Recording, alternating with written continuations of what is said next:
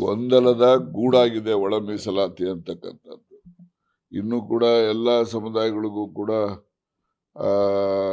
ವಿಶ್ವಾಸ ಬಂದಿಲ್ಲ ಅದರಿಂದ. ಈಗ ಯಾವ ಸಮುದಾಯಗಳು ಬಹಳ ನಿಕೃಷ್ಟವಾದ ಜೀವನ ನಡೆಸ್ತವೆ ಅಂತ ಸಮುದಾಯಗಳಿಗೂ ಕೂಡ ನ್ಯಾಯ ದೊರಕಿಲ್ಲ ಅಂತಕ್ಕಂಥದ್ದು ಕೂಗು ಎಲ್ಲ ಕಡೆ ಬಂದಿದೆ.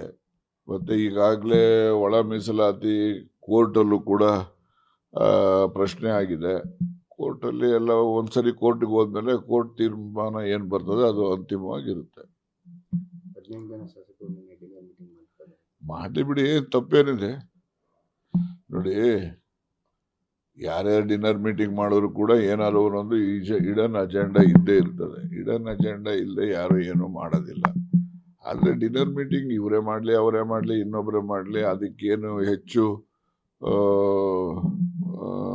ಅರ್ಥೈಸ್ಕೊಳ್ತಕ್ಕಂಥದ್ದು ಅವಶ್ಯಕತೆ ಏನಿಲ್ಲ. ಮಾಡಬೇಡ ಅಂದ್ರೂ ಮಾಡ್ತಾರೆ. ಅದಕ್ಕೋಸ್ಕರ ಯಾರ್ಯಾರಿಗೋ ಏನೇನು ಮಾಡಬೇಕೋ ಮಾಡ್ಲಿ ಬಿಡಿ, ಅದು ತಪ್ಪೇನಿದೆ.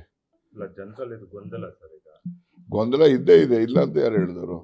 ನಾವು ಈ ಗೊಂದಲ ನಿವಾರಣೆ ಮಾಡಿ ಅಂತಾನೆ ಹೈಕಮಾಂಡ್ ಅವ್ರಿಗೆ ಹೇಳಿ ಬಂದಿದ್ದೀವಿ. ಅವ್ರು ಏನ್ ಮಾಡ್ತಾರೆ ಮಾಡ್ಲಿ, ಅದು ಅವ್ರಿಗೆ ಬಿಟ್ಟಿದ್ದು. ಯಾಕಂದ್ರೆ ಬುದ್ಧಿವಂತರು ಅಲ್ಲಿರುವಾಗ ಅವ್ರು ಒಳ್ಳೆ ತೀರ್ಮಾನ ಮಾಡ್ತಾರೆ ಅಂತ ನಂಬಿಕೆ ಇದೆ. ಇದೆಲ್ಲ ಸಮಸ್ಯೆ ಬಗೆಹರಿಲ್ಲ ಅಂದ್ರೆ ಮುಂದಿನ ಸರಿ ಸರ್ಕಾರ ಬರಲ್ಲ ಅಂತ ಗಣಿಗಾರರು ಕೂಡ ಮುಂದಿನ ಸರಿ ಸರ್ಕಾರ ಬರುತ್ತೆ ಅಂತ ಯಾರು ಹೇಳೋರು? ಯಾರು ಜನ ಹೇಳ್ತಾವ್ರ? ನಾವೇನು ಹೇಳ್ತಾ ಇದ್ದೀರಾ? ಇನ್ನೊಬ್ರು ಹೇಳ್ತಾವ್ರ? ಇನ್ನು 2.5 ವರ್ಷ ಇದೆ, ನೋಡೋಣ ನಡಿ ರಾಜಕಾರಣದಲ್ಲಿ ಏನಾಗ್ತದೆ ಏನಾಗೋದಿಲ್ಲ ನೋಡೋಣ.